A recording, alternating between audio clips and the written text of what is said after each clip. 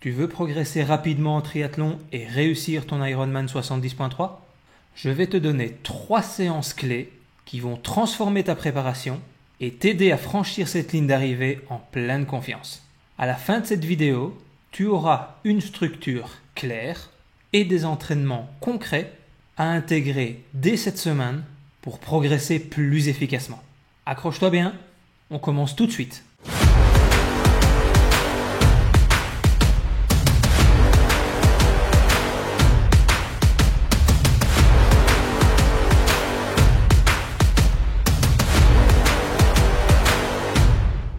Salut à toi, moi c'est Jonathan, je suis coach en triathlon et j'aide des athlètes comme toi à progresser dans cette discipline et atteindre leurs objectifs sur la distance de l'Ironman 70.3.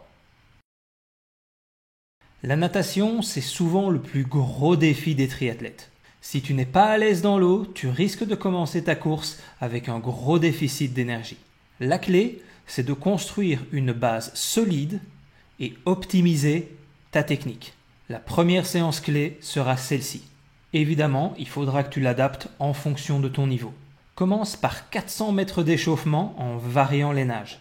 Ensuite, enchaîne sur 4 à 6 fois 100 mètres que tu vas décomposer en 50 mètres avec un focus sur un éducatif technique particulier et 50 mètres de crawl relâché. Idéalement, l'éducatif que tu vas travailler devrait t'aider à améliorer un de tes points faibles. À toi donc de connaître exactement tes qualités et tes défauts. Après cette partie technique, on va rentrer dans le corps de la séance avec, en fonction de ton niveau, 10 à 16 fois 100 mètres à ton allure Ironman 70.3. Cette allure doit vraiment correspondre à un effort relâché que tu pourrais tenir sur une très longue période de temps. Rappelle-toi que l'objectif premier en natation est de sortir de l'eau en ayant dépensé le moins d'énergie possible.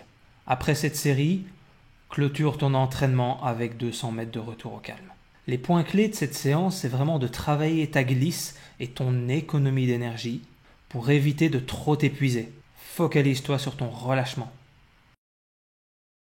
Passons maintenant à la deuxième séance clé.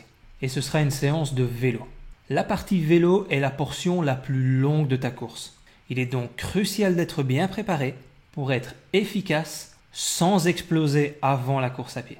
Tu l'auras compris, ici, l'important est de bien gérer son effort. La clé ici est de t'entraîner à une intensité supérieure à laquelle tu seras durant ta course. Et cette intensité, c'est ce qu'on appelle le seuil 2.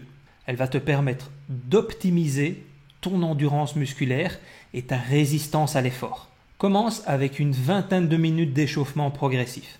Enchaîne ensuite avec 3 blocs d'effort de 10 minutes où l'intensité devrait se situer entre 90 et 100% de ta FTP. Entre ces blocs, accorde-toi 3 à 5 minutes de récupération. Après cette série, 10 minutes de retour au calme. Tu peux réaliser cette séance aussi bien en extérieur que sur home trainer. Le fait de s'entraîner à cette intensité va te permettre de tenir un haut pourcentage de ta FTP longtemps. Et c'est ce qui est vraiment important sur la distance de l'Ironman 70.3. Ça fait mal, mais c'est très efficace. Enfin, parlons de la dernière étape, la course à pied. Et plus précisément de la transition vélo-course à pied. Très souvent, on sous-estime l'impact du vélo sur nos jambes. Et on se retrouve malheureusement sans jus dès les premiers kilomètres de course à pied. La clé ici, c'est de s'habituer à cette transition. Et c'est pour cela qu'il est très important de régulièrement travailler des enchaînements vélo-course à pied. Et je pense sincèrement que c'est même la séance clé de toute la préparation. Durant ta sortie longue en vélo, intègre des blocs à ton allure 70.3. Tu peux placer 3 fois 30 minutes à cette allure, entrecoupées de 5 à 10 minutes de récupération. Et mon conseil pour maximiser l'efficacité de cette séance, c'est de même terminer par 30 minutes à allure type 70.3. Et après une rapide transition, pars pour 4 km de course à pied à l'allure que tu cibles pour ton 70.3. Termine enfin par 1 à 2 km complètement relâché. L'important ici, c'est de vraiment simuler les conditions de course. Avec cet entraînement, tu comprendras tout de suite si tu as bien déterminé ton allure, tant à vélo qu'en course à pied. Durant cet entraînement, tu peux également tester ta nutrition, ton hydratation, pour ne pas subir de coups de mou. Il faudra évidemment que tu prépares ton matériel à l'avance, pour ne perdre le moins de temps possible durant ta transition. C'est ce qui permettra à ton corps d'être prêt le jour J. Durant cette séance, il est également très facile de partir trop vite pour la course à pied. Grave erreur, tu risques d'exploser en route. Cantonne-toi à l'allure que tu avais prévue et évidemment vérifie si c'est la bonne. Voilà, avec ces 3 entraînements spécifiques en natation, en vélo et l'enchaînement vélo-course, tu as maintenant les outils pour progresser et affronter ton Ironman 70.3 avec confiance. D'ailleurs, dis-moi en commentaire laquelle de ces disciplines te pose le plus de problèmes à l'heure actuelle. J'aimerais savoir où tu as besoin d'aide pour t'apporter encore plus de contenu utile. Si cette vidéo t'a aidé, mets un like et abonne-toi pour ne manquer aucun de mes conseils sur la préparation Ironman 70.3.